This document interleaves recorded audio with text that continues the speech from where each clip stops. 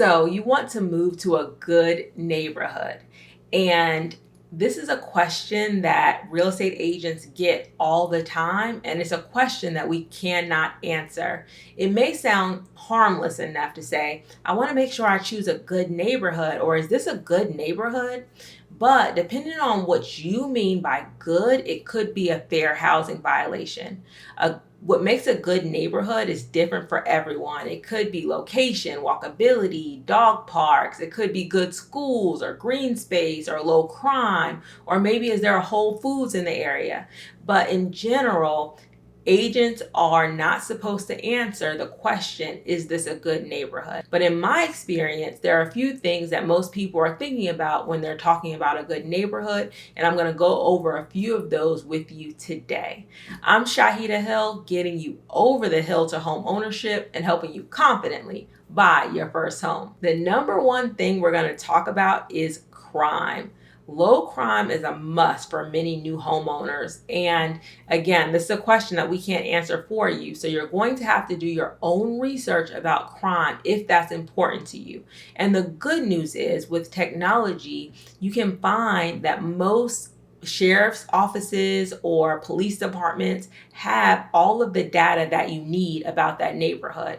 Many of them have crime maps such as this that you can look, you can put in the address of the area you're planning on moving to, and they'll tell you the specific crime that's happened in that area, and you can make a decision if that is something you're comfortable with or not. This is something that your agent shouldn't be doing for you. This is something that your agent shouldn't be telling you about. They can lead you to the data and say, hey, it's available on these websites if you ask.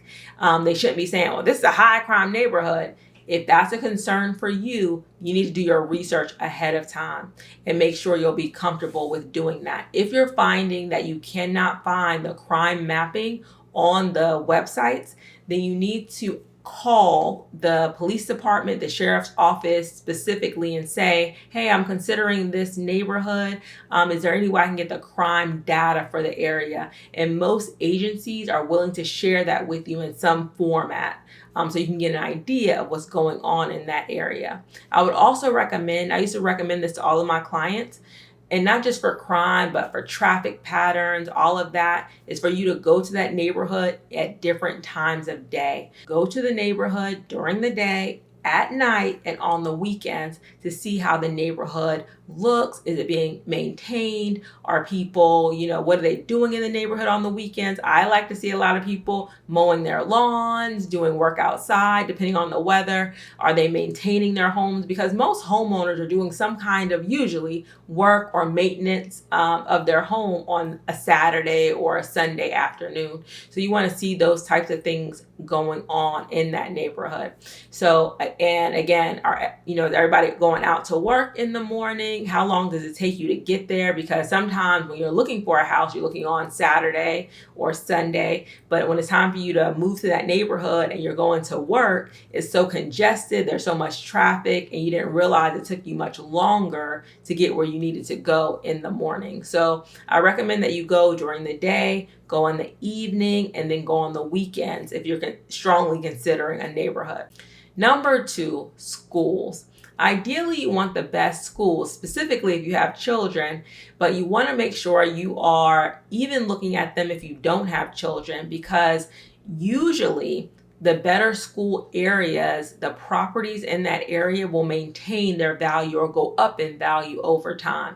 So you want to have an idea of what the schools are rated in that area.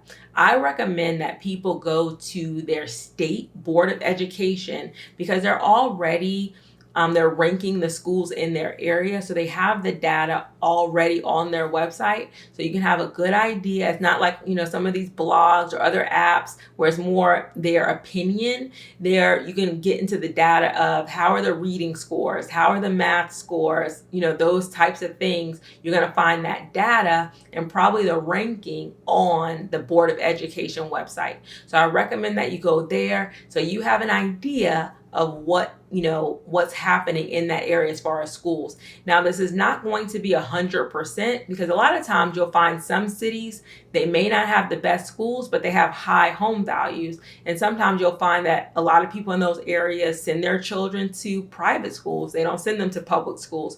So just do your research about the area before you move. Number 3, I want you to look, if this is a concern for you, about the percentage of homeowners to renters. Because a lot of times you'll find that if a community is majority rental property where there are not as many owner occupants, you may find that the property or the community is not kept up as good as if there were people that were actually living in the homes, instead of people being renting in that area, because they don't have a vested interest. They pay their rent, they expect the landlord to take care of everything for them. And some landlords, they're so far away, it's like out of sight, out of mind, and they don't take care of the property like they should. So typically, I like just personally to see a low percentage of renters.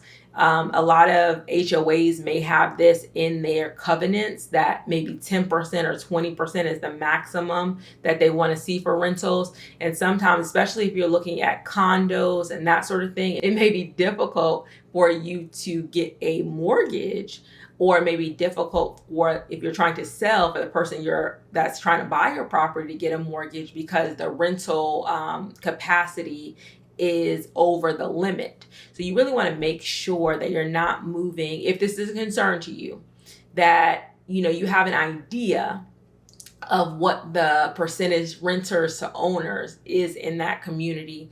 And this could be difficult to find out on your own, but your real estate agent can kind of give you an idea. The HOA will probably know, especially if there are rental restrictions in that community. They'll be able to tell you if the community is at its cap. And another way your agent can tell, if you ask them, if I'm thinking about this house, are the people on the street, are they owner occupants or are they renters? They'll be able to tell you based on where, or maybe be able to tell you if it's owner occupied or not, based on where their tax bill is going to. Because a lot of times real estate agents will reach out to investors in a community to see if they're willing to sell, because they're not, living in that house anymore. So there's data like this. They can pull up something like this that can tell them whether a property is owner occupied or not. So you can get those kind of things, all online for the most part. The crime in the area, the schools, and the percentage of renters, either between the HOA, you can pull that data, and even that's important if you plan on renting in the future in that neighborhood and they've already reached their rental cap, then that might be an issue for you as well. So just make sure you're doing that research ahead of time. I also wanted to say, if you are thinking about moving to a community that you feel is up and coming, or you're not sure what's happening in that community in the future, I've done a video with my sister where she bought in an up and coming community at a low price, and her property value pretty much tripled over time. So you just want to make sure you have done your research to know what's coming. I recommend that you go to the planning and zoning meetings for that area. If you can't go directly, say you live out of state, then you want to look at them online. Most of the time they'll have them, saved online, and you'll have a good idea of what's coming in that community in the near future. It may not be until 2, 3, or 4 years in the future, but you could be investing at a right time in certain communities if you know what's coming ahead of time. All right, if you have any questions about anything that I discussed or becoming a first-time home buyer, please put those questions in the comments. Please like and subscribe to my channel for new videos every week.